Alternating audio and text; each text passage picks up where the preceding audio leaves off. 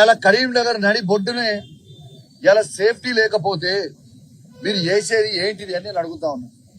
ఖచ్చితంగా మరొకసారి మా కరీంనగర్ ప్రజల పక్షాన, మొత్తం ఉమ్మడి కరీంనగర్ జిల్లా ప్రజల పక్షాన నేను డిమాండ్ చేస్తా ఉన్నాను. ఇవాళ మా బీఆర్ఎస్ పార్టీ పక్షాన కూడా డిమాండ్ చేస్తా ఉన్నాను. వెంటనే కేంద్ర హోంమంత్రి అయిన బండి సంజయ్ గారు రాజీనామా చేయాలి, రేవంత్ రెడ్డి గారు రాజీనామా చేయాలి, ఇలా సిపి గారిని సస్పెండ్ చేయాలి. ఇది గ్యారెంటీగా కావాల్సిన విషయము. దీన్ని ప్రభుత్వము సీరియస్ గా తీసుకోవాలి. ఇప్పుడు కన్నా సీరియస్ గా తీసుకోండి. ఖచ్చితంగా ఈ 4 పేషెంట్లకి ట్రీట్మెంట్ మొత్తం కూడా గవర్నమెంటే బేర్ చేయాలి. వాళ్ళకి ₹1 లేకుండా ఖచ్చితంగా వాళ్ళకి మొత్తం కూడా ఇలా గవర్నమెంటే వాళ్ళ ఎక్స్పెన్సెస్ బేర్ చేయాలని వాళ్ళ పక్షాన కూడా నేను డిమాండ్ చేస్తా ఉన్నాను. ఇలా వెంటనే మాత్రం యాక్షన్ తీసుకోవాల్సిన అవసరం ఉన్నది.